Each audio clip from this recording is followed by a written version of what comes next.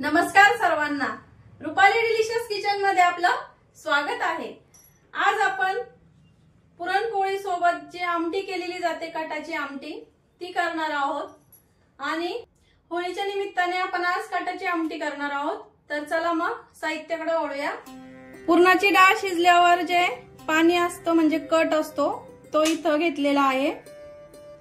वाटण्यासाठी खोबरं घेतलंय, एक छोटासा कांदा घेतलाय, अर्धा इंच आलं घेतलंय, लसूण घेतलाय, कोथिंबीरची देठ फोडणीसाठी, जिरं घेतलंय।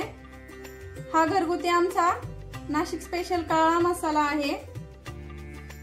धना पावडर, हळद, चवीपुरतं मीठ, बारीक चिरलेली कोथिंबीर, कढीपत्त्याची पानं घेतली आहे आणि तेल घेतलेलं आहे इथं फोडणीसाठी। तर आपण आता आमटीला जे वाटण लागणार आहे त्याआधी आपल्याला थोडंसं फ्राय करून घ्यायचंय। कढईमध्ये थोडंसं तेल घालते कढईमध्ये, अगदी 1 चमचा भरच टाकायचंय की कांदा टाकून घ्यायचा। कांदा थोडासा तांबूस रंगावरती भाजून घ्यायचा आहे।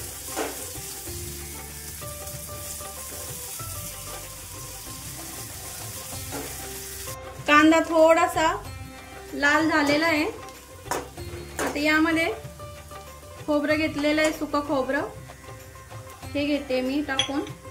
इथं तुम्ही सुक्या खोबऱ्याऐवजी ओलं खोबरंही वापरू शकता। गॅस कमी केलाय मी खोबरं टाकल्यामुळं, कारण सुकं खोबरं असल्यामुळं ते करपू शकतं। आणि कोथिंबीर, लसूण, लसणीचे 10-12 पाकळ्या आणि कोथिंबीरीचे देठ मी इथं थोडीशी परतून घ्यायला टाकते। थोडस 1 मिनिटासाठी आपल्याला हे परतून घ्यायचंय। गॅस बंद करते आणि वाटण थंड करायला ठेवते। वाटण थंड झाल्यावर असं बारीक एकदम वाटून घेतलंय। ज्या कढईमध्ये मी वाटण भाजून घेतलं त्याच कढईमध्ये मी आमटी करते। तेल गरम झालं की गॅस कमी करायचा। फोडणीच्या टायमिंगला अर्धा चमचा जिरं घालायचंय। हा आमचा घरगुती मी काळा मसाला घेतलेला आहे। फक्त एवढा मसाला वापरूनच मी बाकीचं लाल तिखट वगैरे काहीच वापरणार नाही, कांदा लसूण मसाला वगैरे, फक्त हा घरगुती लाल मसालाच वापरून आजची आमटी करणार आहे। तर हा टाकून घेते मी। अगदी 30 सेकंदच परतून घ्यायचंय आपल्याला। थोडीशी पाव चमचालाही कमी हळद, अर्धा चमचा धना पावडर आणि मसाला थोडासा हे झाला परतला की मसाल्यामध्ये आपल्याला कढीपत्त्याची पानं टाकून घ्यायची आहे आणि मसाले जळू नये म्हणून थोडीशी कोथिंबीर टाकायची इथं। मसाले थोडे परतून झाले की आपण जे वाटण वाटून घेतलंय ते वाटण टाकून घेणार आहे। या पद्धतीने प्रोसेस केली तर जो कटाच्या आमटीला जो कट येतो तो प्रॉपर येतो आणि हे तेल सुटेपर्यंत छान परतून घ्यायचंय आपल्याला। आता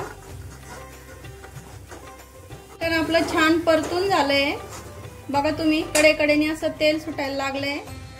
पुरणपोळीची जी डाळ शिजवून घेतली आहे ते जे पाणी आहे ते इथं आपण टाकून घेणार आहे।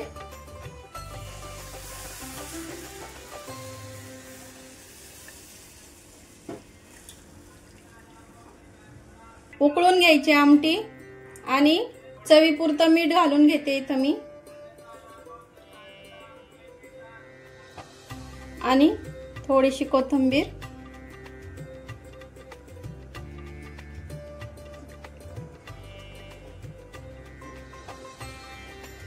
आता आमटी छान 15 ते 20 मिनिटं छान उकळून घ्यायची आहे। मिनिटं झाले आपले। आता आमटीला बघू शकता किती छान तरी आली आहे। एकच मसाला वापरलाय मी, फक्त घरगुती काळा मसाला, आणि एवढी घट्टसर अशी केली आहे।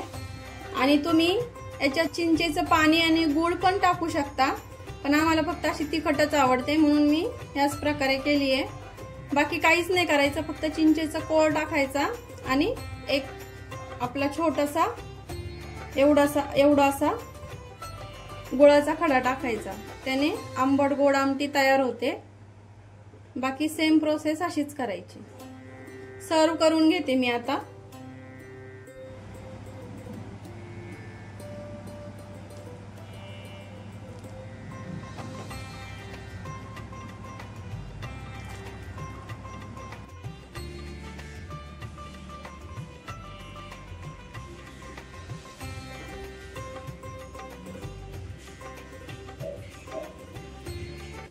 माझ्या कटाच्या आमटीची रेसिपी तुम्हाला आवडली असेल तर कमेंट मध्ये नक्की सांगा।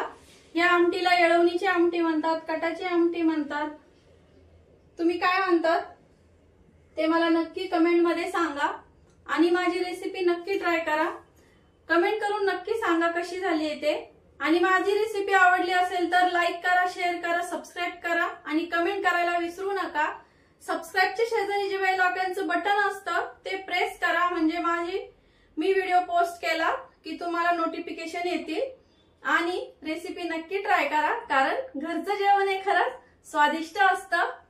अशा छान चमचमीत आणि छान रेसिपी सोबत पुन्हा भेटूया, तोपर्यंत बाय बाय।